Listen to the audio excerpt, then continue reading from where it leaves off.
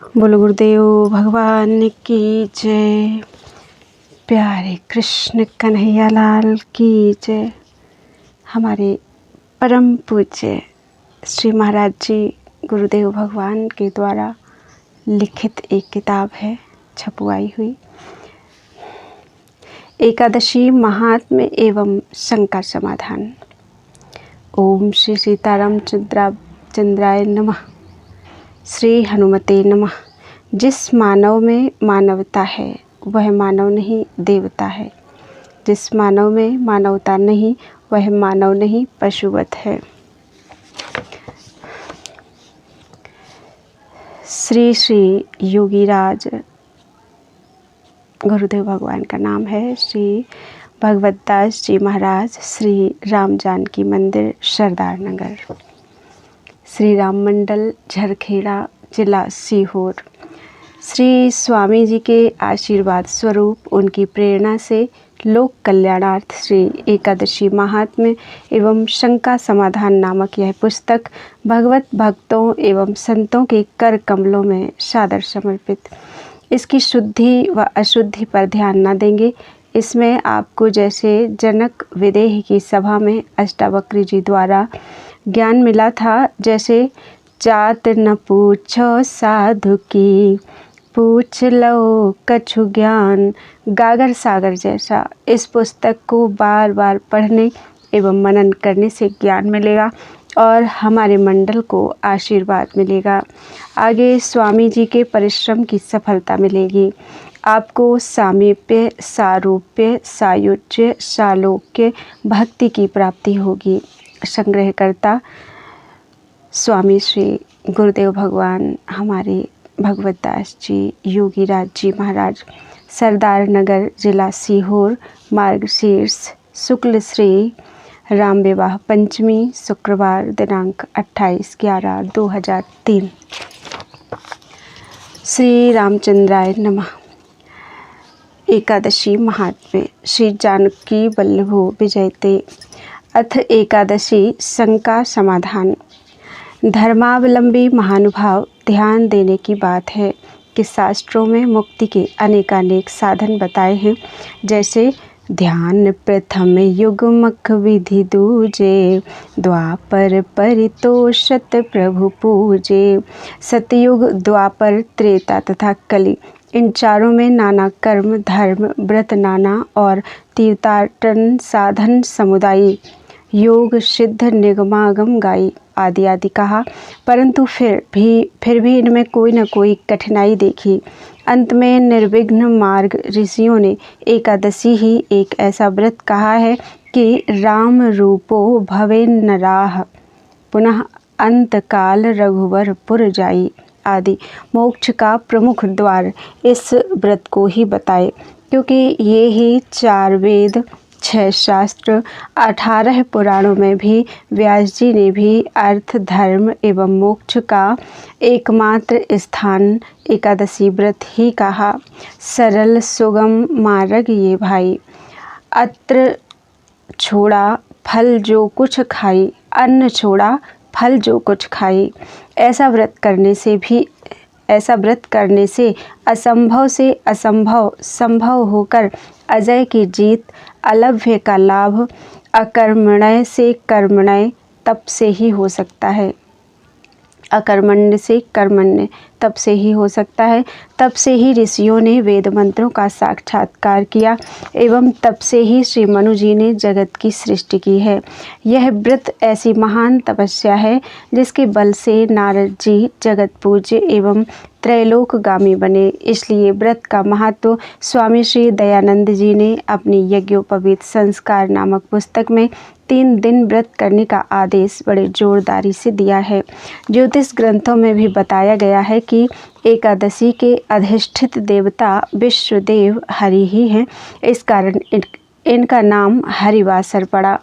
इसको देखकर स्वामी श्री राम स्वरूप दास जी महाराज, व्यास जी, गौरियापुर, कानपुर एवं श्री 108 श्री महंत नृत्य गोपाल दास जी महाराज शास्त्री मणिराम दास की छावनी अयोध्या इसको प्रकाशित करने में बड़ा हर्ष प्रदान किया।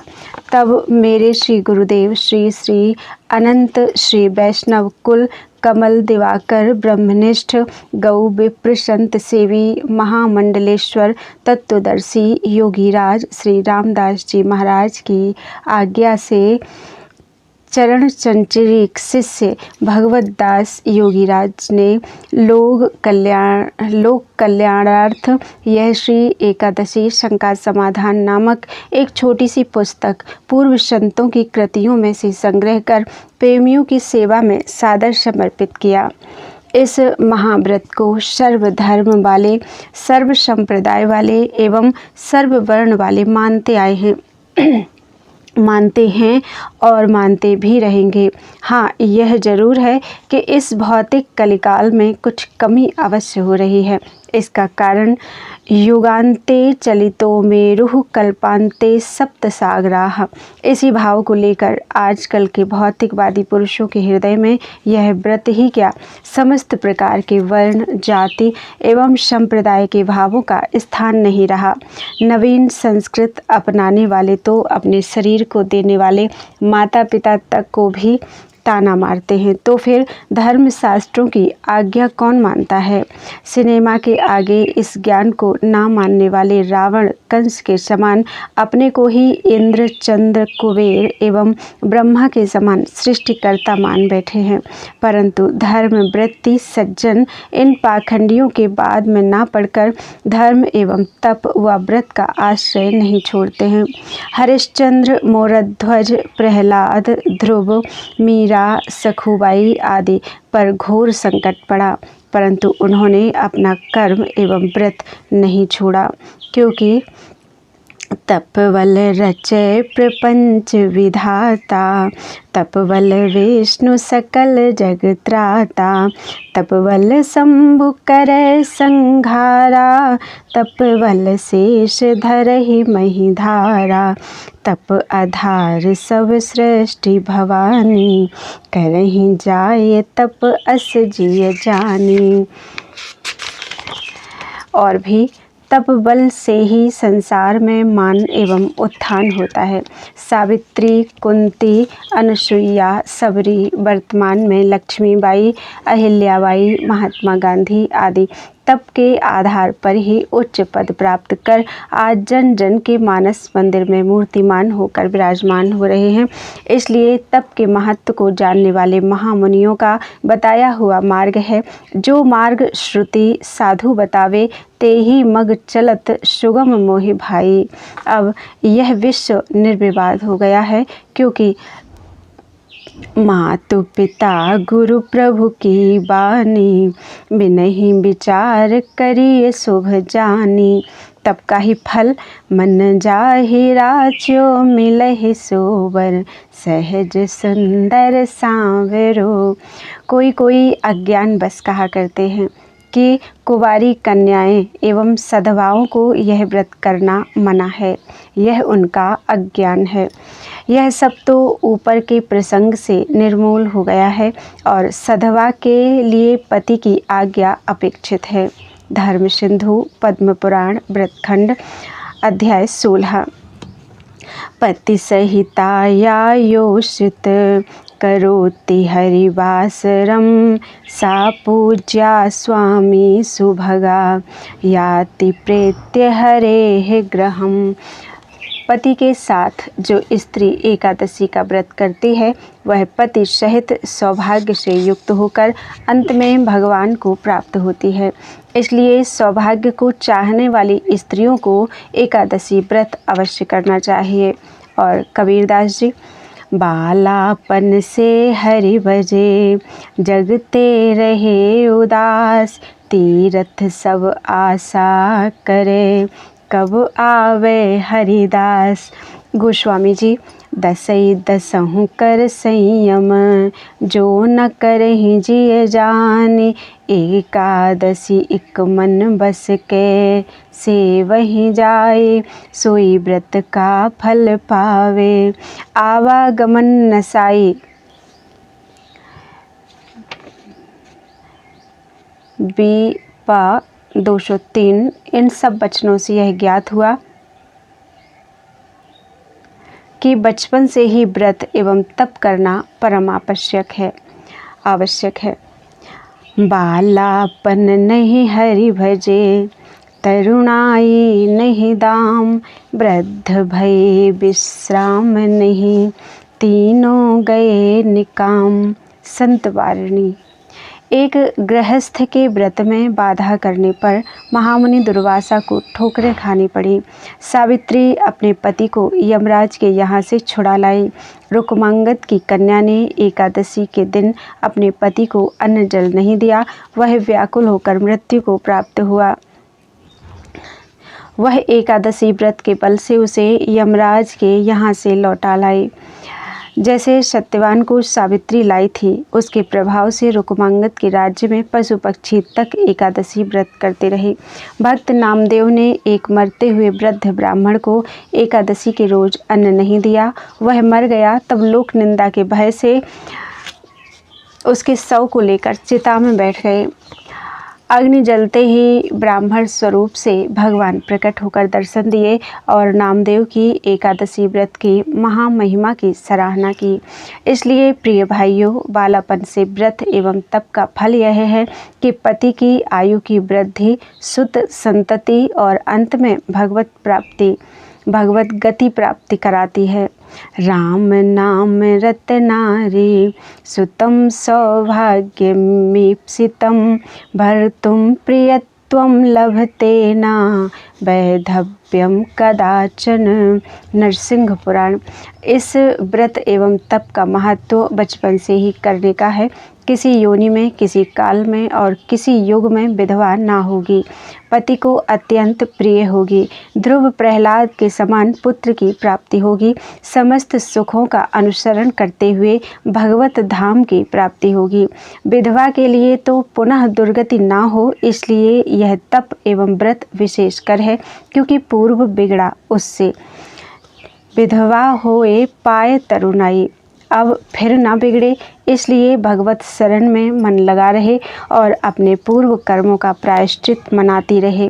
बारंबार श्री सीताराम जी से प्रार्थना करती रहे। इस नाते विधवाओं को जरूर ही करना है, परंतु खास तौर से बालापन से ही सौभाग्यवती माताओं को चाहिए कि बालाओं को क्रम सुधारणार्थ बचपन से ही व्रत, पूजा एवं तप करना सिखावें, ताकि उनको भविष्य में ये दुर्दिन ना देखना पड़े। क्योंकि तप व व्रत के कारण पहले लाखों में एक कोई पुत्रहीन विधवा होती थी। अब व्रत एवं तप के त्याग से हजारों में सैकड़ों इस दुख से दुखी हैं। इसलिए सोचो और समझो, फिर पति सहित एवं कुंवारे से ही व्रत करे। सपरिवार ठीक रहे, व्रत करे। कब से कब तक, जिंदगी भर करे। ना कर सके तो कम से कम 8 वर्षा दूर्ध्वमशीति तम वर्ष पर्यन्ते। एकादशी व्रताधिकारा 8 वर्ष से ही करें। कन्या हो या कौमार ना सधे तो 80 वर्ष तक सधे। 80 वर्ष तक करे या सधे तो मृत्यु पर्यंत करे। 80 के बाद ना सधे, तब शक्ति हो तो ब्राह्मण द्वारा करावे।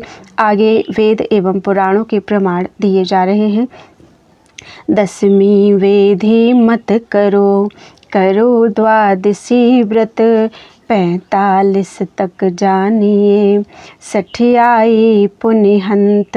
ब्रह्म वैवर्त पुराण से 45 घड़ी के बाद वाली व्रत ना करो, वह पुण्य हरण करने वाली एकादशी होती है।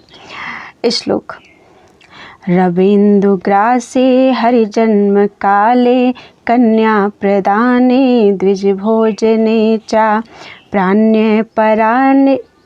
प्राण्यपरयाणे हरिवासरे चा, यदन्न भोजी नरकम प्रयान्ति। चंद्र सूर्य के ग्रहण के समय, रामनवमी, जन्माष्टमी, कन्यादान के पहले, जब से कन्या वाले ग्राम के मेणे में बारात आए, तब से कन्यादान तक निमंत्रित ब्राह्मण भोजन करके और मर गया है, अब तक उसका संस्कार नहीं, तब तक एकादशी के दिन इन 6 स्थानों पर अन्न न खाएं, पाप है।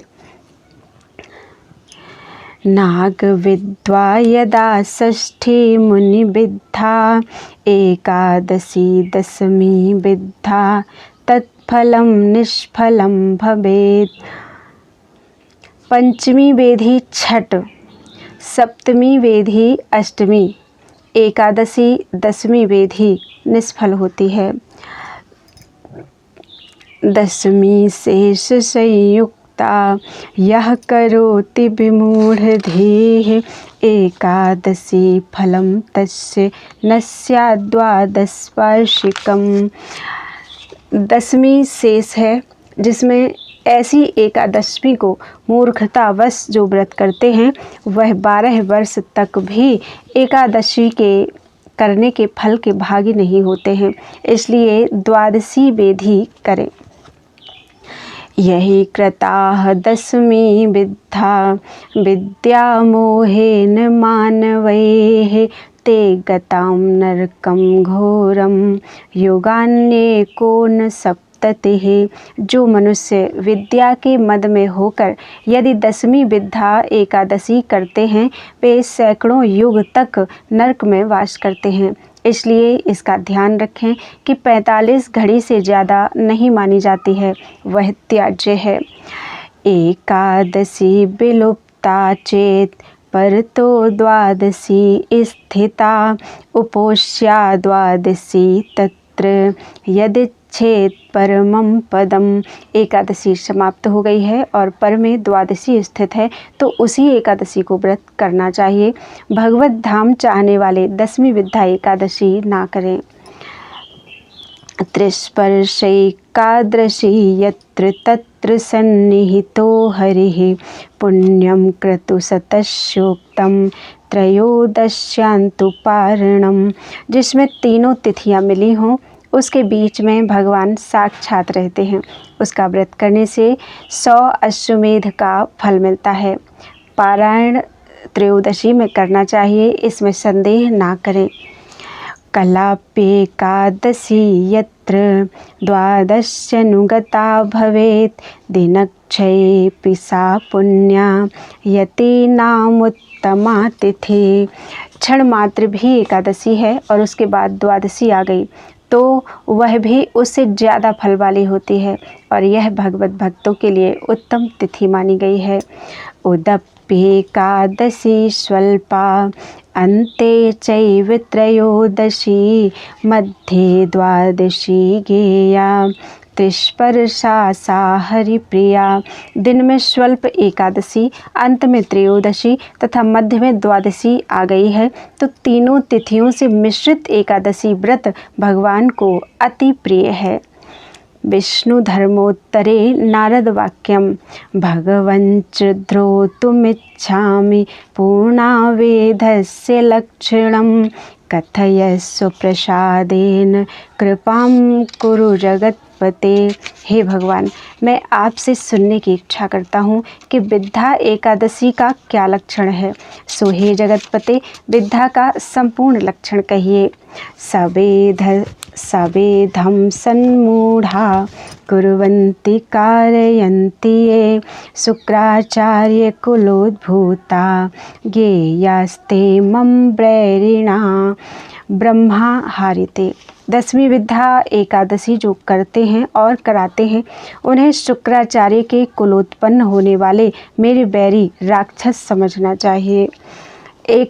एकादशी नृपश्रेष्ठ 50 घटिका यदि तत्र तांस्तु परित्यज्य द्वादश्यामेव कारयेत् ब्रह्म वैवर्ते हेमाद्रौच।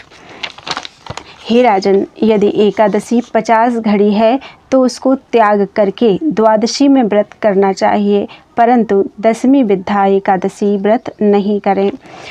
अर्धरात्रिम अतिक्रम्य दशमी यदि दृश्यते उपोष्या द्वादशी शुद्धा त्रयोदश्यान्तु पारणम।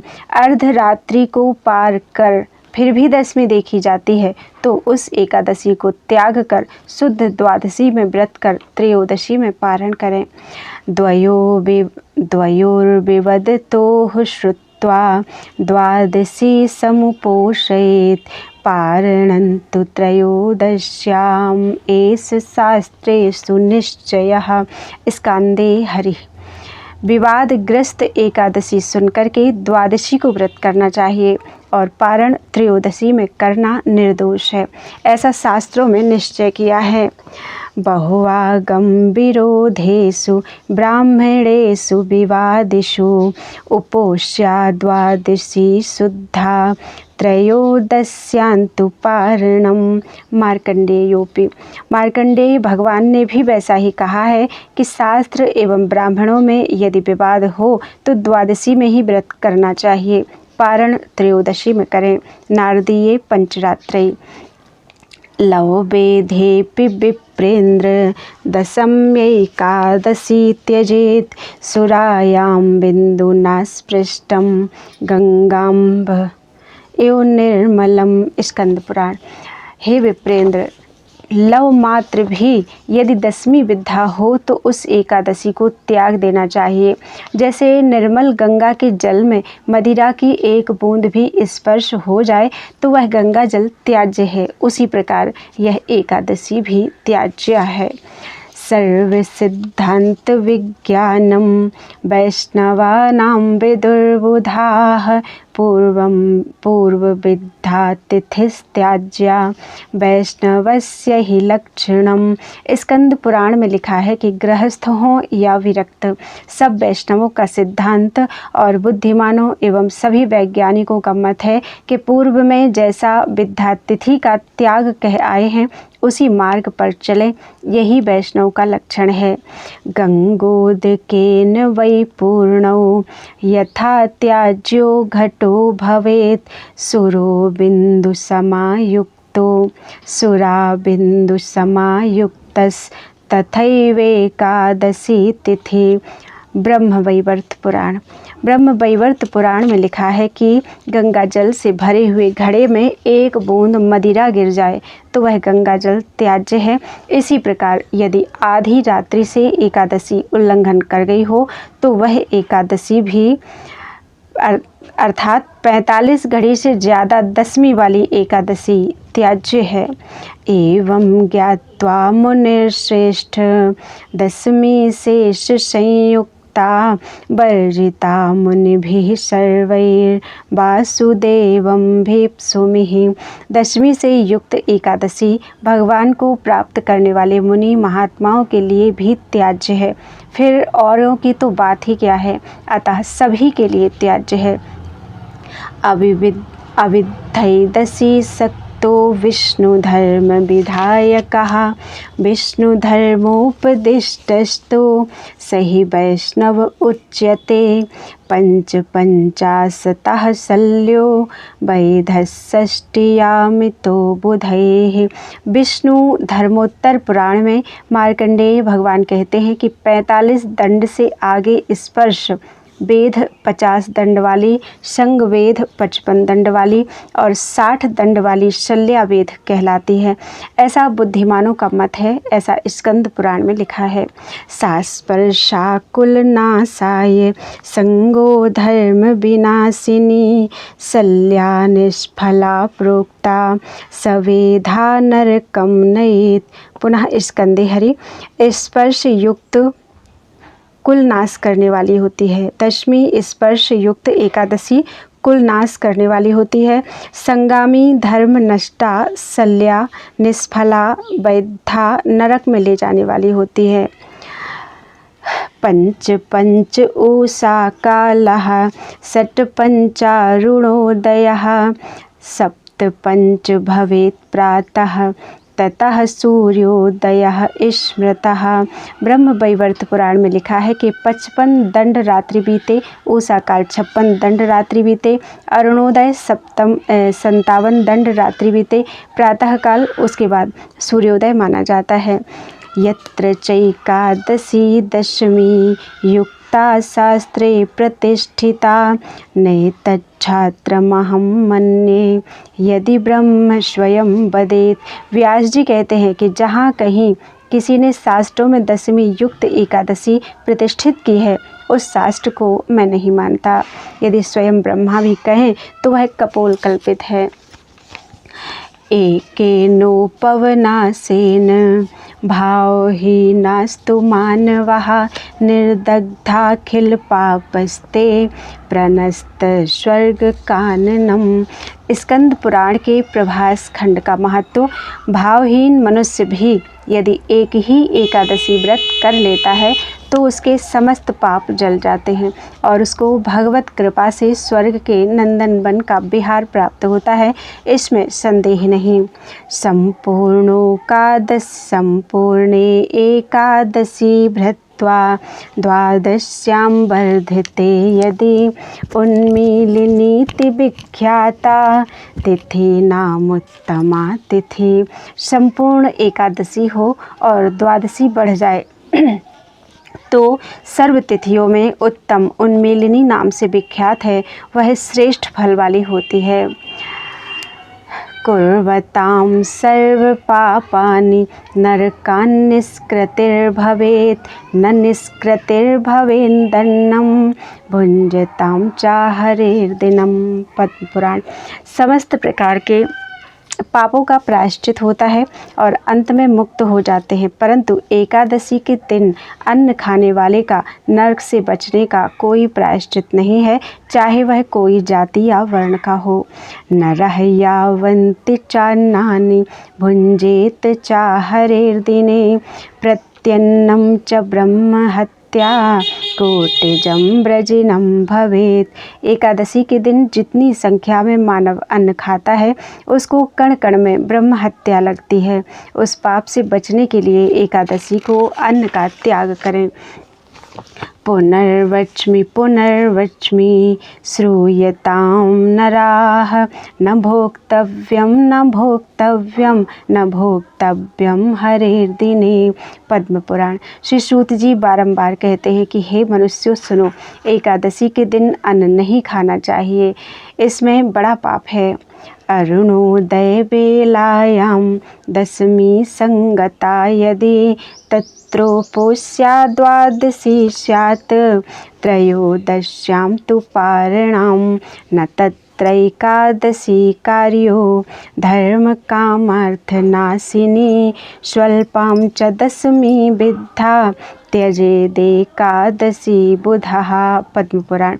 यदि थोड़ी भी दशमी युक्त एकादशी हो तो धर्मार्थ कामादि को नष्ट करने वाली होती है, उस एकादशी को व्रत ना करना चाहिए। इस पर पंडितों को ध्यान देकर यह एकादशी त्याज्य है, द्वादशी व्रत कराना चाहिए।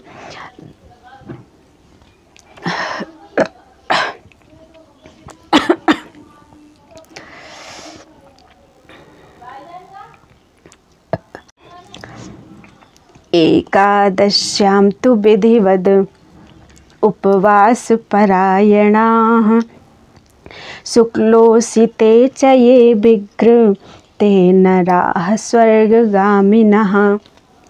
शुक्ल पक्ष तथा कृष्ण पक्ष दोनों एकादशी में जो लोग उपवास परायण हैं वे मानव स्वर्गगामी होते हैं। दोनों का भेद न माने, दोनों भगवान के नेत्र हैं। मातेव सर्वबालानां औषधिं सर्वरोगाणां रक्षणार्थ च लोकानां निमित्तैकादशी तिथिः। बालकों को माता के समान, रोगियों को औषधि के समान तथा संपूर्ण लोक के रक्षार्थ वह एकादशी दोनों पक्ष की समान है। एकादशेन्द्रियैः पापं यत् कृतं भवति द्विजः नरो निधूयं तत्तूर्णां प्रीतिः स्वर्गतिमान् भवेत्। 11 इंद्रियों द्वारा जो पाप किया जाता है, इस पाप को एकादशी व्रत द्वारा दूर कर मनुष्य स्वर्गगामी होता है।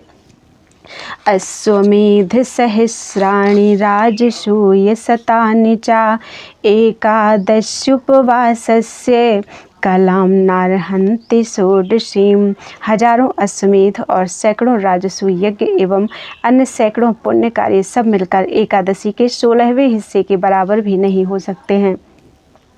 उपोषणां ततः कुर्यात् पक्षयोरुभयोरपि एकादश्यां स पुरुषो भुक्त्वा ते मुक्त्यंक भाजनम।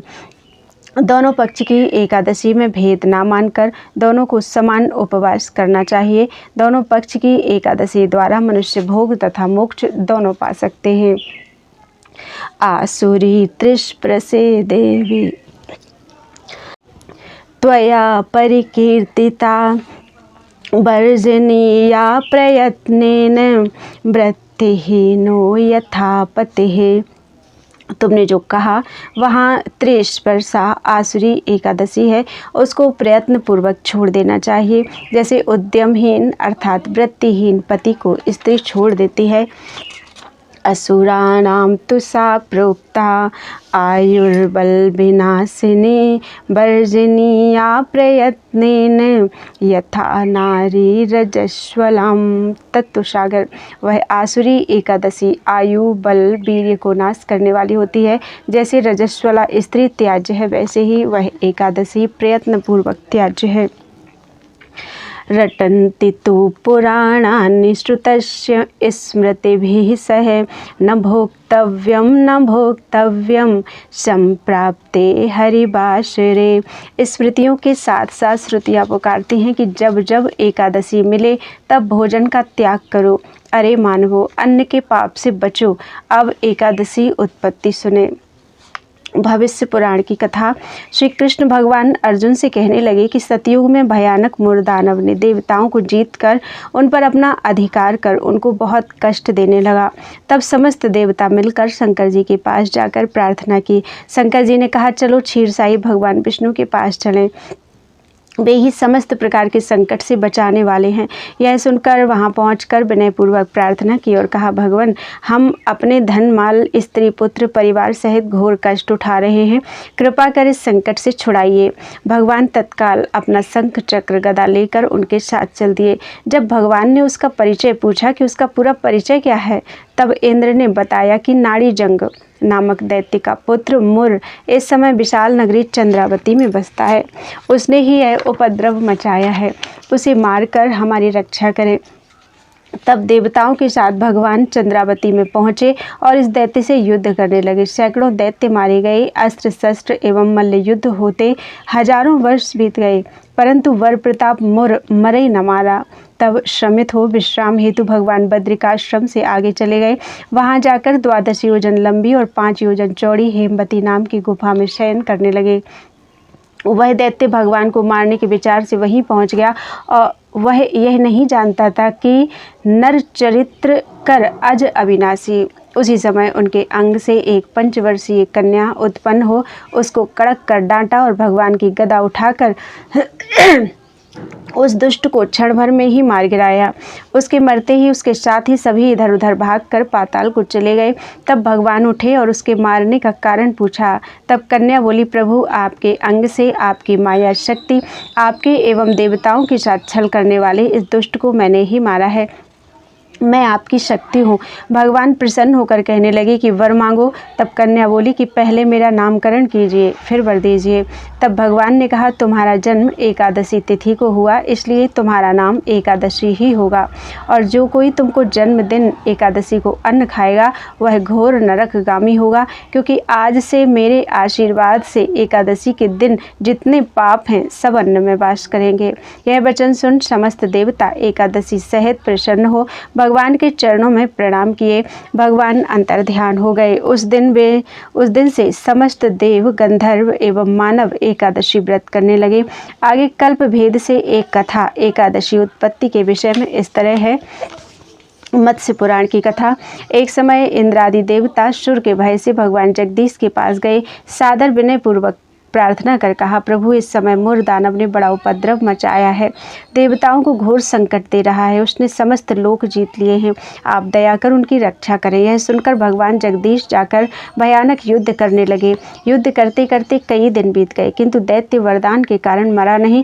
तब श्रमित होकर वे विश्राम करने लगे। उसी समय उनके अंग से एक कन्या प्रकट हुई और क्षण मात्र में दुष्ट को मार गिराया। तब भगवान प्रसन्न होकर बोले कि हे देवी, वर मांगो। उस कन्या ने वचन पाकर कहा कि प्रभु, जहाँ लिखा है कि यहाँ प्रसाद में छूत नहीं है, कुत्ता का जूठा भी शुद्ध है, उलट कर उस जगह यह वर दीजिए कि मेरे जन्मदिन आपका प्रसाद अन्न त्याज रहे। अन्न त्याज्य रहे, अन्न पाने वाला नरकगामी होगा। यह सुन एवं मस्तुक भगवान जगदीश अंतर्ध्यान हो गए।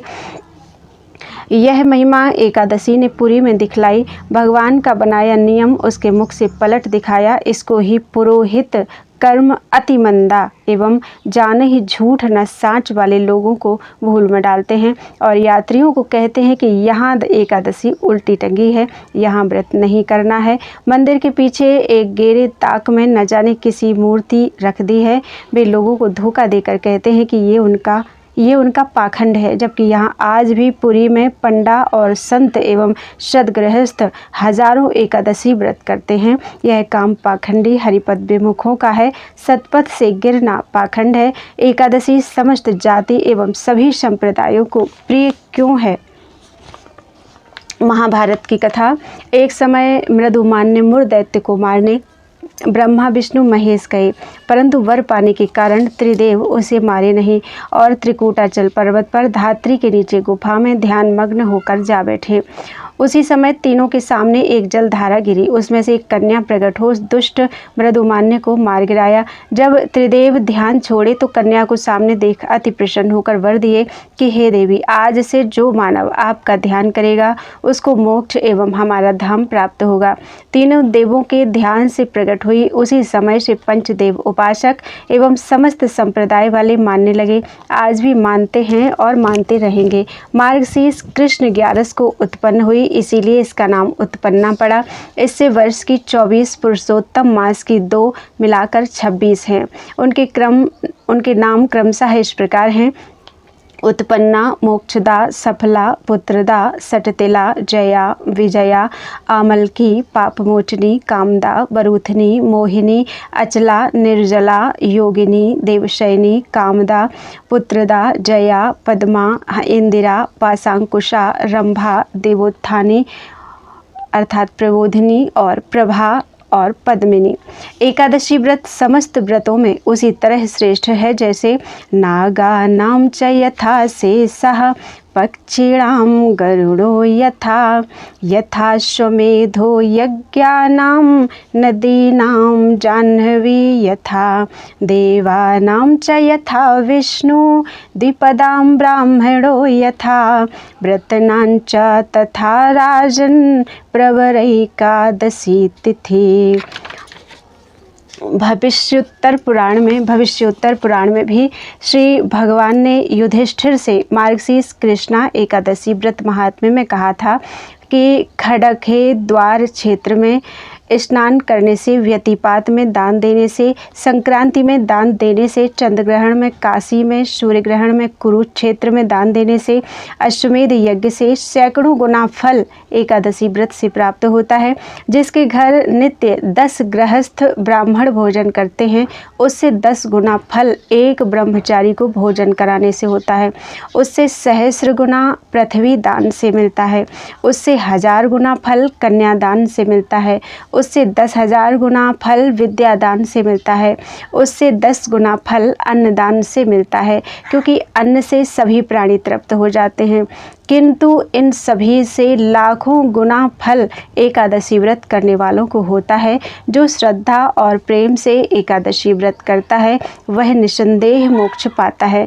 तभी तो जो मुचुकुंद राजा की कन्या चंद्रभागा के पति सौमन्य ने कार्तिक पक्ष की द्वादशी विद्या एकादशी व्रत के प्रभाव से अखंड राज्य प्राप्त किया था। मोक्ष नाम्नी हरे स्थिति कुर्वतो हरिवासरः पोषस्या कृष्ण पक्षे तु द्वादशीया भवे नृप। एकादशी व्रत और भगवत कृपा से असाध्य कार्य भी साध्य हो जाते हैं। साथ साथ यह भी है कि एकादशी व्रत पारायण पुरुष पर भगवत कृपा अवश्य होती है। इसे माल्यानी ने इंद्र से पूछा था। माल्यानी वासुदेव प्रसादेन जयायाः सुव्रतेन च पिशाचत्वं गतं स्वामिन् सत्यं भक्ति प्रभावतः। इंद्र ने कहा था कि एकादशी व्रत अवश्य ही करना चाहिए। इसके करने से पिशाच योनि प्राप्त नहीं होती और भगवत कृपा अवश्य होती है। प्राचीन काल में पांडवराज रुक्मांगद इक्ष्वाकु वंशी राजा अम्बरीश आदि महानुभावों पर बड़े बड़े संकट पड़े, परंतु एकादशी व्रत को अपना मुख्य धर्म मानकर नहीं छोड़े। धर्म पर प्राणों की बाजी लगा दी। आगे पारण कब करें, इसमें शंका किया करते हैं। कोई महानुभाव भक्त प्रवर अम्बरीश जी का प्रमाण देते हैं कि द्वादशी में ही पारण होना जरूरी है, क्योंकि अम्बरीश ने 2 दंड द्वादशी रहने पर चरणामृत द्वारा ही व्रत छोड़ा था। इसका कारण श्री अम्बरीश के 1000 रानियां थीं, परंतु वे निष्कामी भगवत भक्त थे, इस कारण इनके कोई संतान नहीं थी। एक समय श्री गुरु वशिष्ठ जी ने राजा से कहा, बेटा, राज काज एवं प्रजा का पालन प्राण समान कर पितरों को जल दान देने को एक पुत्र अवश्य प्राप्त होना चाहिए। गुरुराज्ञा गरीयसी मानकर पुत्र प्राप्ति के अर्थ निर्जला एकादशी व्रत 1 वर्ष का प्रारंभ किया। भाग्यवश उद्यापन के दिन ये एकादशी आ गई। एकादशी द्वादशी चा रात्रि से त्रयोदशी त्रितिथि स्प्रग्रह्यो रात्रम नोपोष्यम तत्सुतार्थिमिहि। इसका व्रत अर्थ धर्म काम मोक्ष आदि की प्राप्ति कराता है, परंतु पुत्र काम की प्राप्ति नहीं होती। यह देखकर राजा अति दुखित हो चिंता करने लगे कि हे भगवान, अब क्या होगा। मैंने तो एकमात्र पुत्र कामना से ही ये एकादशी की थी, अब क्या करें। तब जो 1000 ऋषि महानुभाव आए थे, उनसे परामर्श किया कि अब क्या हो। तब उन महापुरुषों ने दोनों धर्म निर्वाह का एक उपाय कहा कि आप एक काम करें कि द्वादशी का 4था चरण आ गया, उसमें चरणामृत से पारण कर लें। ऐसा करने से दोनों योग बन जाएगा। सतगुरु वचन वैद्य विश्वासा मानकर राजा ने यही किया, क्योंकि राजा का तो महान व्रत एवं अनुष्ठान था, इसी कारण इतना सोच विचार करना पड़ा। दूसरा कारण श्री भक्तराज अम्बरीश आत्मशक्तिशाली थे। वे 48 घंटे भी निर्जला व्रत कर सकते थे, कारण उनको अपने लक्ष्य का ही ध्यान था। जो श्लोक आगे कह आए हैं, इस कारण उनको द्वादशी को पारण हो जाता है, कोई शंका ही नहीं। द्वादशी वेद आने पर त्रयोदशी आ जाती है, उसमें पारण प्रेम से करें, कोई निषेध नहीं। ये बवंडर प्रदोष व्रत करने वालों ने मचाया है, शास्त्रों में नहीं। जब चाहे पारण करें, जन्म भर व्रत करें, अन्न ना खाएं, क्या दोष है। ये सब लोगों की भूल है, और हम तो वहाँ तक देखे हैं कि लोग एकादशी को चरणामृत तक त्याग देते हैं। अम्बरीश जी का प्रमाण देते हैं, जबकि भागवत में तुलसी का नाम भी नहीं। तुलसी बिन 56 भोग 36 व्यंजन बिन तुलसी हरि एक न माने। इस कारण खोजत फिरत महामुनि ज्ञानी। दूसरा कारण यह भी है, यत् कंठे तुलसी नास्ति ते नरः मूढ़ मानसः अन्नम विष्ठा जलम मूत्रम पीयूषम रुधिरम भवेत। हनुमान नाटक। यत् कंठे तुलसी विनाम अन्नम स्वान्विष्ठा समम तुल्यम। कहा है फिर भी, यत् कंठे तुलसी विनाम अन्नम स्वान्विष्ठा समम तुल्यम। कहा है फिर भी लोगों को ज्ञान नहीं, तुलसी ना पाए, चाय जर्दा शेरों से खा जाएं। एकादशी संभव हरण और न कोई उपास, जो सादर इसको करे मिटे सकल भव पाश। व्यास आदि सब संत बखानी, व्यास आदि सब संत बखानी, एकादशी महिमा जिन जानी। तीर्थाटन साधन समुदायी, एकादशी विनु निष्फल भाई। ब्रह्मादिक सनकादिक नाना, एकादशी नित करत बखाना। सब धर्मन में जानिए, एकादशी प्रधान। नभ मंडल में जो लखे, जैसे चंदा भान। संशोधिता करता संत श्री पंडित राम कुमार दास जी महाराज, वेदांत भूषण साहित्य रत्न मणि पर्वत श्री अयोध्या जी। समस्त व्रती प्रेमियों को चाहिए कि कम से कम कुछ समय किसी स्थान पर सामूहिक एकत्रित होकर घंटा 2 घंटा भगवत भजन कीर्तन, तुलसी स्तुति और ध्यान कर एकादशी महात्म्य कथा सुने। एकादशी व्रत उद्यापन। समर्थ रहने पर एकादशी उद्यापन भी कर देने से लाभ ही होता है। प्रतिवर्ष भी कोई उद्यापन करते हैं, ये उद्यापन भगवान विष्णु के जागने पर अगहन आदि मास के शुक्ल पक्ष की एकादशी को करे। जिसे उद्यापन करना हो उसे अपने ही आचार्य को समाचार देकर उनके निर्देशानुसार पूजन सामग्री एकत्रित करना चाहिए। 24 एकादशियों का व्रत किया हो तो 24 ब्राह्मण को निमंत्रित करे। सबके लिए वस्त्र, जूता आदि दान सामग्री का प्रबंध करे। माला, गौमुखी, आसन आदि लावे। सायंकाल सर्वतोभद्र मंडल बनाकर उस पर श्री समेत भगवान को स्थापित करके यथा विभव परिषद सहित भगवान की पूजा करे। उस दिन उन्हीं मुनि के नामों को लेकर षोडशोपचार पूजन करे। पूजा विधि: श्री दामोदराय नमः पादौ पूजयामि, माधवाय नमः जानुनी पूजयामि, कामपतये नमः नासिकां पूजयामि, बावनमूर्तये नमः कटि पूजयामि, पद्मनाभाय नमः नाभि पूजयामि, विश्वमूर्ते नमः उदर पूजयामि, ज्ञानगम्याय नमः हृदयं पूजयामि, श्रीकंठसंगिरे नमः कंठं पूजयामि, सहस्रबाहवे नमः बाहु पूजयामि, योगिनः नमः ललाटे पूजयामि, सुरेशाय नमः नासा पूजयामि, श्रवणेशाय नमः श्रवणे पूजयामि, सर्वकामदाय नमः शिखं पूजयामि, सहस्र शीर्षाय नमः शिरः पूजयामि, सर्वरूपिणे नमः सर्वांग पूजयामि। इस प्रकार पूजनोपरांत एकादशियों की कथा सुने और पुराण गीतादिक पाठ गीत पूर्वक रात्रि भर जागरण करें। अन्य लोग भी यदि जागरण करें तो उनको भी बहुत पुण्य होता है।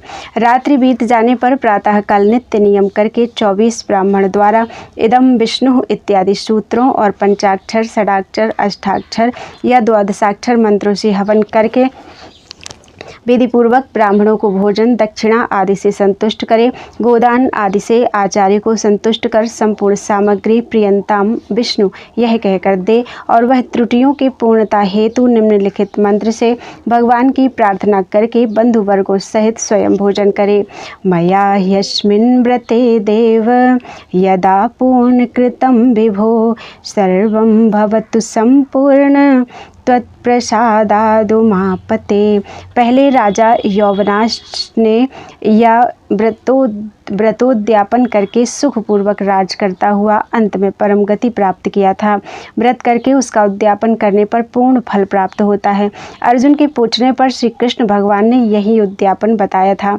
इसके करने से सब कार्य सिद्ध होते हैं। सामर्थ्य एवं शक्ति न रहने पर कुछ भोग लगाकर प्रसाद वितरण कर भगवान से प्रार्थना कर ले, उसमें ही उद्यापन हो जाता है।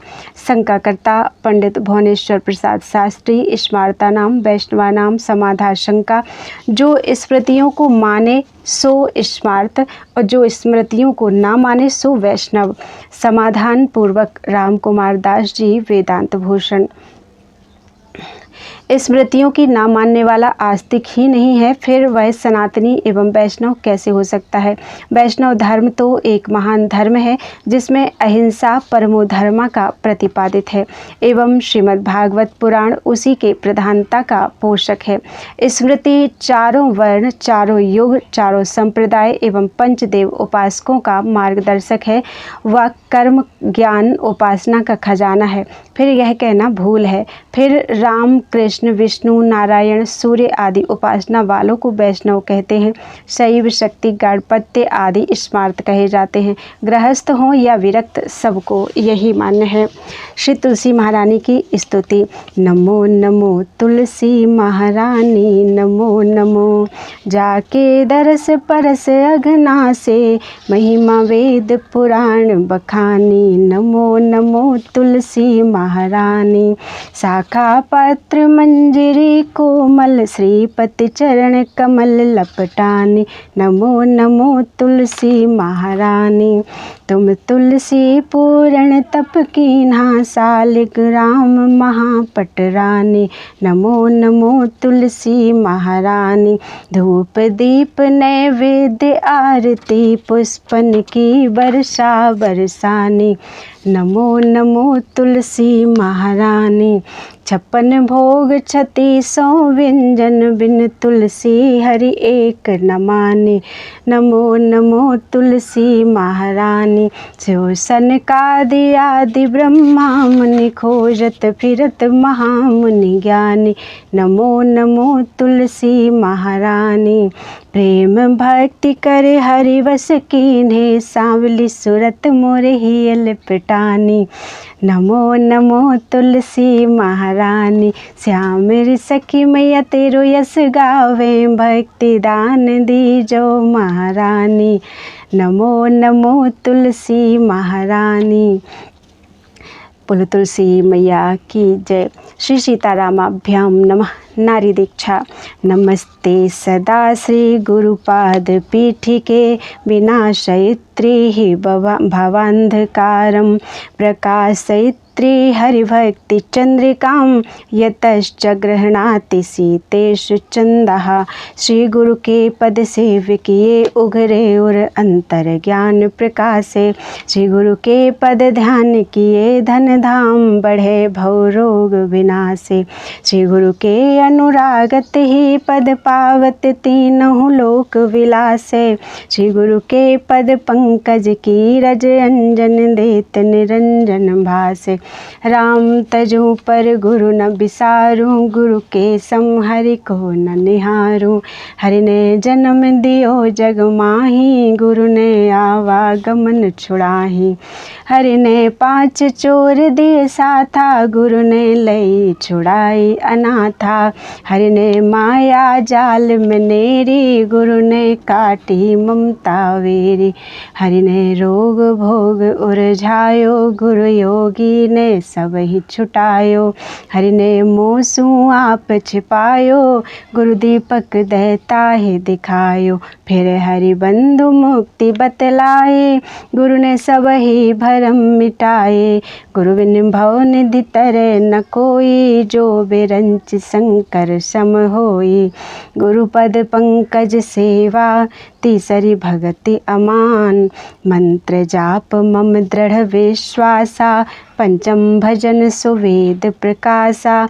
नवमः एकौ जिनके होई, नारी पुरुष सचराचर कोई। सो अतिशय प्रिय भामिनी मोरे, सकल प्रकार भक्ति दृढ़ तोरे। स्त्रियों को भगवान मंत्र की दीक्षा लेनी चाहिए या नहीं, आज यह एक विवादग्रस्त विषय बन गया है। इस पर चाहिए और नहीं चाहिए कहने वाले दोनों पक्ष प्रचुर प्रमाण प्रस्तुत करते हैं। श्री मानस रामायण में स्त्रियों की दीक्षा लेने की पुष्टि है, अतः यहाँ उसी से संबंधित प्रमाण संकलित कर दिए जाते हैं। स्त्रियों को दीक्षा लेने के प्रमाण। विष्णु तत्त्वं परिज्ञाय, ह्येकं चानेक भेदगम, दीक्षयेन्मेदिनीं सर्वां, किं पुनश्चोपसन्नताम्। एक और अनेक भेद वाले श्री विष्णु तत्व को जानकर समस्त पृथ्वीवासियों को दीक्षित करना चाहिए। फिर शरण हुए की बात ही क्या है, इससे स्त्रियों को दीक्षा का अधिकार सिद्ध होता है। व्रतेन दीक्षामाप्नोति, दीक्षायाप्नोति दक्षिणां, दक्षिणा श्रद्धामाप्नोति, श्रद्धाया सत्यमाप्यते। शुक्ल यजुर्वेद। व्रत से दीक्षा मिलती है, दीक्षा से दक्षिणा मिलती है, दक्षिण से श्रद्धा मिलती है और श्रद्धा से सत्य अर्थात परमात्मा की प्राप्ति होती है। अग्निर्वै देवानां अधमो विष्णुः, अग्निर्वै देवानां धमो विष्णुः, परमस्तदन्तरे दप्यन्याः सर्वा देवता। ऋग्वेदीय ऐतरेय ब्राह्मण। अग्नि देवताओं में अधर्म छोटे हैं, विष्णु देवताओं में परम श्रेष्ठ हैं, अवशेष सब देवता इन्हीं दोनों के बीच है अर्थात मध्य कोटि के हैं। ऋतं भाव दीक्षा सत्यम दीक्षा, तस्मात् दीक्षितेन सत्यमेव बंदितव्यम। ऐतरेय ब्राह्मण। ऋत को दीक्षा कहते हैं और सत्य को दीक्षा कहते हैं, इसलिए दीक्षित को सत्य ही बोलना चाहिए। अग्निश्च वै विष्णुश्च देवानां दीक्षा पालो, तौ दीक्षया ईसाते तद तद्वचरणां वैष्णवं हविर्भवति यौ दीक्षा स्ताते तौ प्रीतौ दीक्षां प्रयच्छतां यौ दीक्षा पितरौ तौ दीक्षेताम। ऐत्रेय ब्राह्मण। अग्नि और विष्णु भगवान देवताओं के दीक्षा पालक है। वे दोनों दीक्षा से ईशन करते हैं। वहीं अग्नि वैष्णव हवि होता है जो दीक्षा ग्रहण करता है, उसके ऊपर वे प्रसन्न होते हैं और उसको दीक्षा प्रदान करते हैं। अतः जो स्वयं दीक्षित होते हैं तो शिष्य को दीक्षा देवें। दीक्षा शब्द की निरुक्ति। दीयते परमं ज्ञानम क्षीयते पाप पंजरः आब्रह्म भुवनस्याथ तस्मात् दीक्षित उच्यते बुधये। परम ज्ञान को जो देवे और ब्रह्मा से लेकर समस्त जगत के पाप पुंज को नाश करे उसको बुध जन दीक्षा कहते हैं। अर्थात दीक्षा में दो अक्षर हैं। दीक्षा भगवत तत्व का ज्ञान प्रदान करे, संपूर्ण पापों का नाशक का नाम दीक्षा है। दिव्यम ज्ञानम यतो दद्याद कुर्यात पापस्य संक्षयम तस्मिद् दीक्षेति सा प्रोक्ता दैशिकस तत्व को विदयि। जो दिव्य ज्ञान दे और पापों का नाश करे उसको तत्ववेत्ता आचार्यों ने दीक्षा कहा है। यथाम कांचन ताम याति कांस्यम रसविधानतः तथा दीक्षा विधानेन द्विजत्वम जायते नृणाम। रस विधान की प्रक्रिया से जैसे कांस्य धातु सुवर्णता को प्राप्त हो जाता है, वैसे ही दीक्षा के विधान से मनुष्यों को द्विजत्व प्राप्त हो जाता है। पितृगोत्री यथा कन्या स्वामी गोत्रेण गोत्रिका तथैव विष्णु मंत्रेक्षा अच्युत गोत्रेण गोत्रिका। जैसे पितृगोत्री कन्या विवाह होने पर पति गोत्री हो जाती है, वैसे ही विष्णु मंत्र लेने पर व्यक्ति अच्युत गोत्र वाला हो जाता है। यह तो सर्वजनीन नियम हुआ। अब पाठकगण विशेष रूप से स्त्री दीक्षा के ही संबंध में पढ़ें। यद्यपि कुछ लोगों ने सौता तप स्मृति के नाम से यावत वर्णानि मंत्रादि स्त्री शूद्रेभ्यो ही दापयेत तावत्यो ब्रह्म हत्यायः स्वयमाह प्रजापति। मंत्रादि के जितने अक्षरों को स्त्री और शूद्रों के लिए देता है उतने ही ब्रह्म हत्याओं का पाप उसको लगता है, ऐसा स्वयं ब्रह्मा जी ने कहा है। परंतु यह श्लोक कितनी जगह से प्रकाशित सौता तप स्मृति में नहीं मिला, बहुत खोजने पर भी नहीं मिला। प्रत्युत उसी स्मृति में यह प्रमाण मिला है। अदीक्षिता स्त्री प्रसंगेन जायते दुष्ट रक्तदृक् सपातक विशुद्ध्यर्थम प्राजापत्यम द्वयम चरेत। अदीक्षिता स्त्री से प्रसंग करने से पुरुष दुष्ट एवं रक्त नेत्र हो जाता है। उस पाप की शुद्धि के लिए 2 प्राजापत्य व्रत करें। इस श्लोक में दीक्षिता स्त्री लिखकर जोरदार शब्दों में स्त्री दीक्षा की पुष्टि की गई। कुछ अन्यत्र के भी प्रमाण हैं। तांत्रिकेषु च मंत्रेषु दीक्षायां योषितामपि साध्वीनामधिकारोस्ति शूद्राणां च श्रद्धयां। हरिभक्त विलास। साध्वी पतिव्रता सधवा स्त्रियों को तथा सद्बुद्धि वाले शूद्रों को भी तांत्रिक मंत्रों की दीक्षा लेने का अधिकार है। श्री अगस्त संहितायां श्री राम मंत्रम उद्दिश्य ब्राह्मणान् क्षत्रियान् वैश्यान् शूद्रान् साध्वी स्त्रियोऽपि वा विष्णु भक्तिरतान् साधून् दीक्षयेत् द्विविधिना गुरुः। अन्यच्च शुचिकृततमाः शूद्रा धार्मिका द्विजसेवकाः स्त्रियः पतिव्रताश्चान्ये प्रतिलोमानुलोमजाः लोकाश्चाण्डाल पर्यन्ताः सर्वेप्यत्रोधिकारिणः। ब्राह्मणों, क्षत्रियों, वैश्यों, शूद्रों, साध्वी स्त्रियों तथा विष्णु भक्तिरत सज्जनों को विधिपूर्वक गुरुदेव दीक्षित करें अर्थात दीक्षा देवें। और भी कहा है कि जो शूद्र धार्मिक हैं, द्विजों अर्थात ब्राह्मण क्षत्रिय वैश्य के सेवक हैं और अत्यंत पवित्र कर्तव्य आचरण वाले हैं, उनको पतिव्रता स्त्रियों को तथा प्रतिलोम अर्थात उच्च जाति की स्त्री के गर्भ से, छोटी जाति की स्त्री के गर्भ से, उत्तम जाति के पुरुष से उत्पन्न होने वाली जाति को अनुलोम कहते हैं। उनमें जायमान जितने भी चांडाल पर्यंत लोग हैं वे भी सब श्री राम मंत्र के अधिकारी हैं। क्रम दीपिकायां गोपाल मंत्रम उद्दिश्य तथा श्रमेषु नारीषु दाता फलानां भी वांछितान ही द्रागेव गोपालक मंत्र एषः। सभी आश्रमियों और स्त्रियों को यह गोपाल मंत्र शीघ्र ही अभिमत फलों का दाता है। इस मंत्र में यदि स्त्रियां हैं इससे उनको भी दीक्षा का अधिकार प्रदान किया।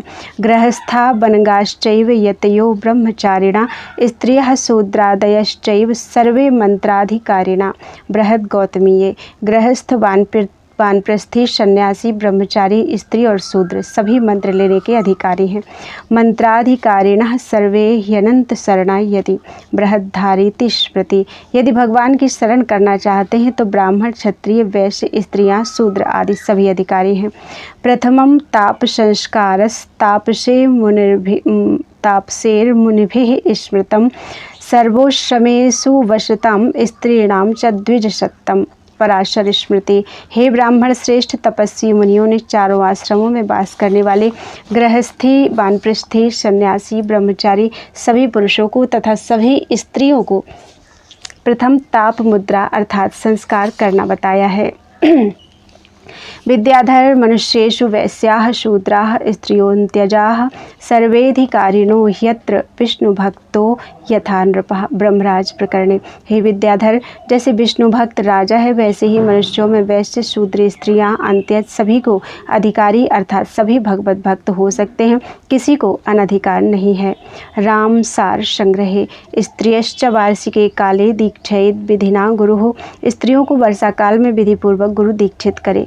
गुरुश्च कः इत्यस्पोत्तरं साधक प्रश्नोत्तर मालायां यो भावयति पालयति या सूते येन विद्योपदिश्यते ज्येष्ठो भ्राता च भर्ता च पंचैते गुरुवः स्मृता। गुरु कौन है, इसका उत्तर साधक प्रश्नोत्तर माला में कहते हैं। जो पालन पोषण करता है, जो गर्भ से पैदा करती है, माता जो विद्या प्रदान करती है, पढ़ाने वाला जेठा भाई और पति, ये 5 गुरु कहे गए हैं।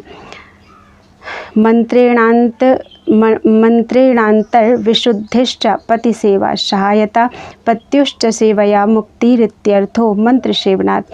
मंत्र से अंतःकरण की शुद्धि होती है, अंतःकरण की शुद्धि से पति सेवा में सहायता मिलती है अर्थात शुद्ध अंतःकरण वाली स्त्री पति सेवा तत्परता से करती है और पति की सेवा से मुक्ति प्राप्त होती है। अतः मुक्ति की प्राप्ति में मंत्र ही कारण होता है, इसलिए स्त्रियों को मंत्र अवश्य लेना चाहिए। समत्रका या विधवा विष्णु भक्ति करोति या समुद्धरति चात्मानं कुलमेकोत्तरम शतम। ब्रह्मांड पुराणे। सदवा अथवा विधवा जो भी विष्णु भक्ति करती है वह अपनी आत्मा का उद्धार करती है और 101 कुल का उद्धार करती है। मंत्र संस्कार सिद्ध्यर्थ मंत्र दीक्षा विधिस्तदा उद्वाह समये स्त्रीणां पुंसाश्चैवोपनायने। प्रश्नोत्तर मालायाम। मंत्र संस्कार की सिद्धि तथा मंत्र दीक्षा की विधि स्त्रियों को विवाह के समय और पुरुषों की उनके उपनयन के समय करनी चाहिए। उक्त समय पर ना हो सके तो अन्य समय पर भी करने की विधि है। ब्रह्म क्षत्र विटः शूद्रः स्त्रियस्योत्तर रजस तथा सर्व एव प्रपद्येरन् सर्वधाता रामच्युतम्। पराशर स्मृति उत्तरखंड। ब्राह्मण, क्षत्रिय, वैश्य, शूद्र, स्त्री तथा अंत्यज जाति सभी को सबके धाता अच्युत भगवान की शरण में प्राप्त हुए हैं। न जाति भेदम, न कुलम, न लिंगम, न गुण क्रियाम, न देश कालौ, नावस्थाम योगोयम समुपेक्षते। भरद्वाज संहिता। यह मंत्र दीक्षा योग न जाति भेद, न कुल, न लिंग, न आश्रम, न गुण, न क्रिया अर्थात आचरण, न देश, न काल और न अवस्था की अपेक्षा करता है अर्थात सभी को अधिकार है। तस्मात् चक्रम विधानेन तप्तं वै धारे द्विजः सर्वाश्रमेषु वसतां स्त्रीणां च श्रुति चोदनाथ। बृहदहारीति स्मृति। वैदिक प्रमाण से सभी आश्रमियों और स्त्रियों को भी तप्त चक्र धारण करना चाहिए, इसलिए ब्राह्मण विधि विधान से तप्त चक्र को धारण करें। गोमती तंत्र प्रथमाध्याय में गौतम जी ने नारद जी से प्रार्थना की है कि भगवान कामदा मंत्रा शूद्रस्याद्यधिकारकः येन सर्वफलावाप्तिः सर्वेषां बन्धुरेव च सर्ववर्णाधिकारश्च नारीणां योग्य एव च तम ब्रूहि भगवन् मंत्रम मम सर्वार्थ सिद्धये। हे भगवान, नारद जी कामना को देने वाले मंत्र कौन है जिसमें शूद्र और स्त्रियों आदियों को भी अधिकार है, अथवा वह कामद मंत्र कौन है जिसमें शूद्र स्त्री आदि को भी अधिकार है, जिससे सब फल की प्राप्ति हो और सबका बंधु हो, जिसमें सब वर्णों का अधिकार हो और जो स्त्रियों के भी योग्य होवे। मेरे सब अर्थों की सिद्धि के लिए उस मंत्र को हमको बताइए। इस प्रश्न में स्त्रियों के योग्य मंत्र पूछा गया है, अतः स्त्रियों का मंत्र लेना सिद्ध होता है। नारद पंचरात्रीय जपाख्य संहिता के 16वें पटल में नारद जी ने भगवान से प्रार्थना की है कि श्रोतुमिच्छामि भगवन् दीक्षा लक्षणम उत्तमम नैष्ठिका नाम तथा रूढ़ा स्त्रीणाम यथा स्त्रीणाम शिशूनाम भावितात्मनाम ने। हे भगवान, नैष्ठिक ब्रह्मचारी तथा स्त्रियों, बालकों और भावितात्माओं की उत्तम दीक्षा का लक्षण मैं सुनना चाहता हूँ। इस रंग में स्त्रियों की दीक्षा का लक्षण पूछा है, इससे स्त्रियों का दीक्षा लेना सिद्ध होता है। भगवान ने उत्तर दिया कि अभिरुद्धांस तथा क्लिष्ठान स्त्री वाला नाम च नारद स्त्रीणाम विशेषतो दद्यात् पतिभक्ति समन्वितान। हे नारद जी, स्त्री और बालकों की अविरुद्ध अर्थात जो विरोधी ना हो और अक्लिष्ट जो उच्चारण में कठिन ना हो, ऐसे मंत्रों का उपदेश करना चाहिए तथा विशेषकर स्त्रियों को पति की भक्ति के समन्वित युक्त मंत्रों को देना चाहिए। अर्थात स्त्रियों को ऐसे मंत्रों को देवें जिनमें उनकी पति भक्ति बड़े पूर्ण रूप से पति सेवा परायण होवे। यह श्लोक भी स्त्रियों को मंत्र ग्रहण करने का विधान बताया। स्त्रिया सहैव कर्तव्यम गृहस्थस्य विधानतः संस्कार पंचकम येन भवेत सा धर्मचारिणी। बृहद ब्रह्म संहिता तथा सांडल्य स्मृति। गृहस्थों के पंच संस्कार विध विधान से स्त्रियों के साथ ही करना चाहिए, जिससे वह धर्म का आचरण करने वाली होवे। इस प्रकार स्त्रियों के मंत्र दीक्षा लेने के प्रमाणों की सूची आवश्यकता पड़ने पर और भी उपस्थित की जा सकती है। अब बहुत प्रसिद्धि प्राप्त अर्थात प्रसिद्धतम प्रमाण स्त्रियों की दीक्षा के विषय में कुछ पढ़ लीजिए। श्री शंकर जी ने अपनी पत्नी श्री पार्वती जी को भगवान मंत्र ग्रहण करने की आज्ञा दी है। श्रुतं कुरु महाभागे त्रिषु लोकेषु दुर्लभम तस्माद् ग्रहाणि गिरिजे हरेर्मंत्रम सुदुर्लभम।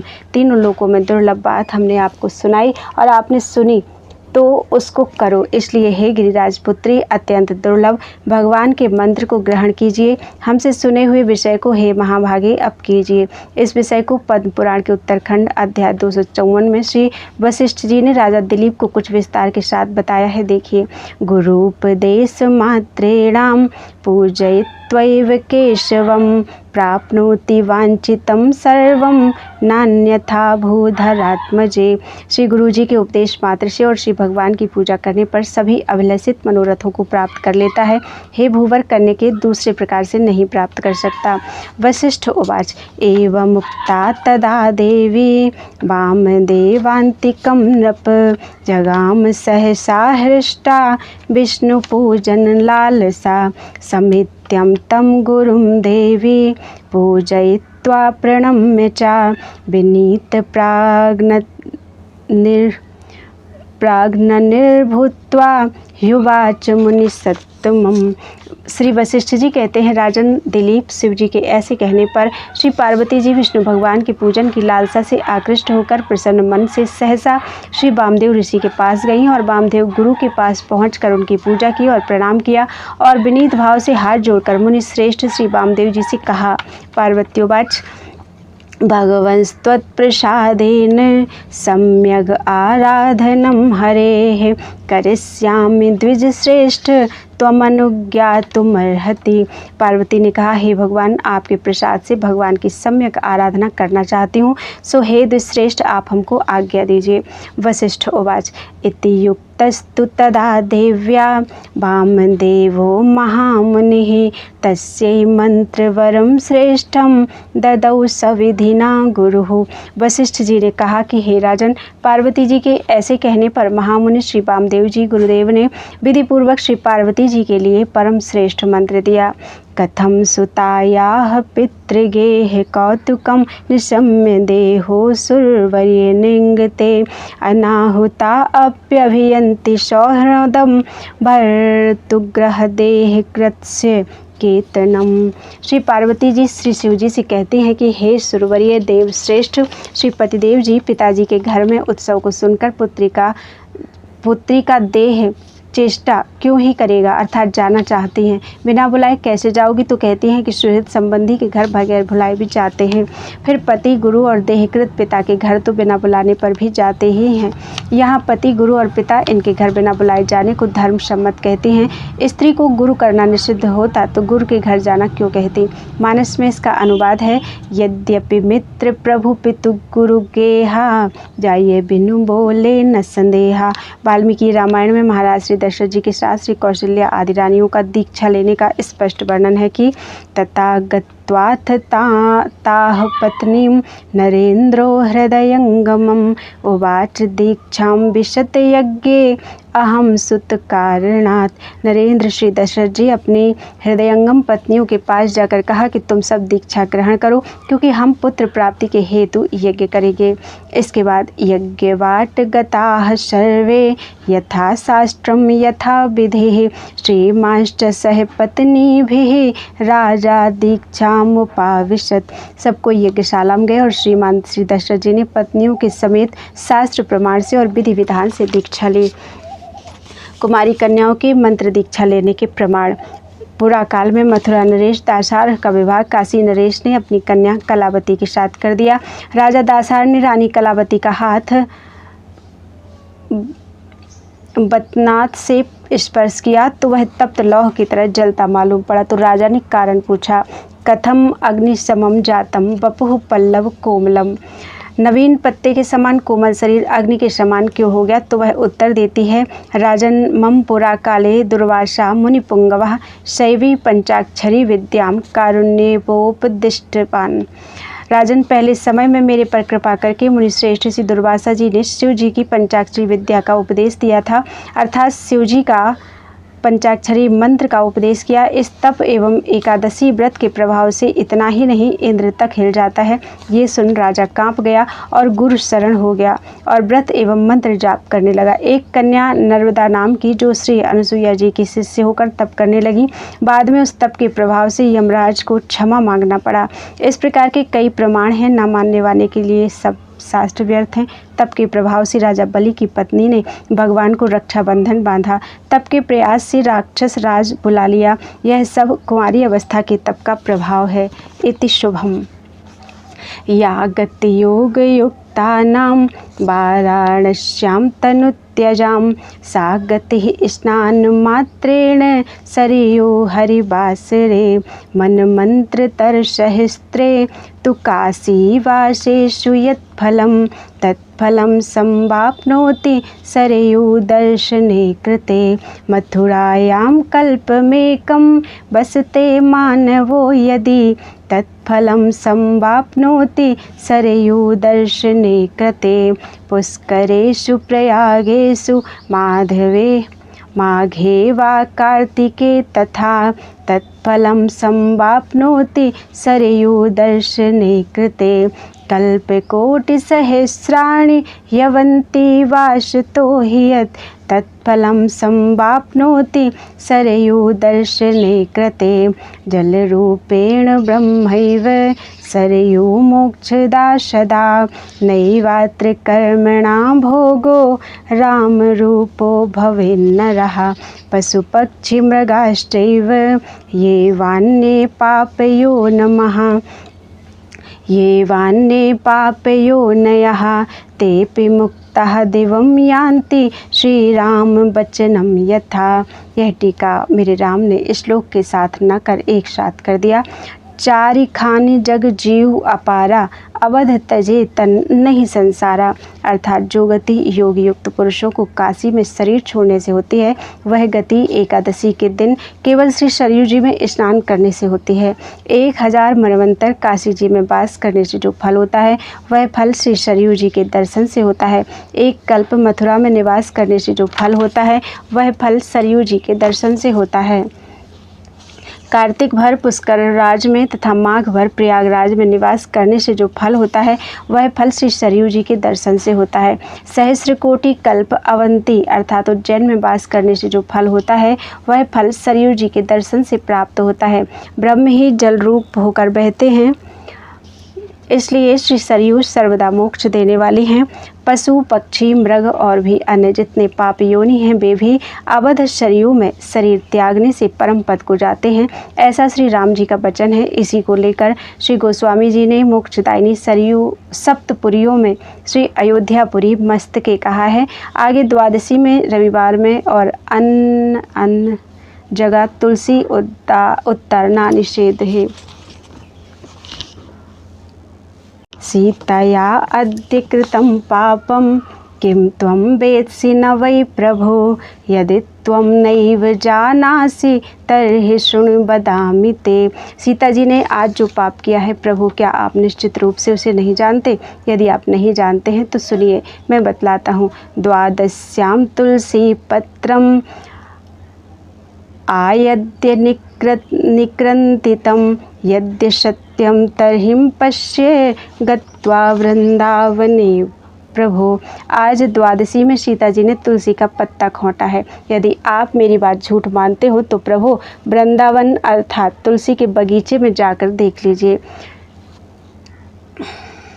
संक्रमेषु चतुर्दश्यो पान पर्वसु तुलसी न हरेत संध्योर भृग्वंगारापहरान के।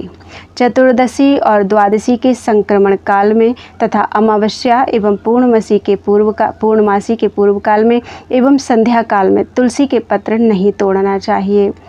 सूर्य ग्रहण और चंद्र ग्रहण के समय, घर में किसी के मरण के समय तुलसी का पत्र जो लोग खोंटते हैं वह तो श्री विष्णु जी का सिर ही खोंटते हैं। द्वादशी में तुलसी का पत्ता और कार्तिक में आंवले का पत्ता जो लोग तोड़ते हैं वे घोर नरक में जाते हैं। अकाले तुलसी पत्रम छेदयन्त्यः स्त्रियः पुमान् पत्रमेकं ब्रह्महत्या सममाहुर्मनीषिणा। वर्जित काल में जो स्त्री या पुरुष तुलसी का एक भी पत्र तोड़ते हैं तो उन्हें ब्रह्महत्या के समान पाप लगता है, ऐसा मनीषियों का कथन है। एवं तु वचनम सर्वैर्मुनिर्भिः प्रकीर्त्यते पुरुषाणामयं दोषस्तत्र स्त्रीणां कथात्र किम। यह बात सभी मुनियों द्वारा कही गई है। पुरुषों को जब यह दोष लगता है तो स्त्रियों के बारे में कहना ही क्या है। परहित वश जिनके मन माही तिनकह जग दुर्लभ कछु नाही। बोलो वृंदावन बिहारी लाल की जय। त्वदीयं वस्तु गोविंद तुभ्यमेव समर्पये तेन त्वदंघ्रि कमले रतिं मे यच्छ शाश्वतीं। पढ़ने में जो भी गलतियाँ हुई हैं उसको क्षमा करिएगा। राधे राधे। Thank you.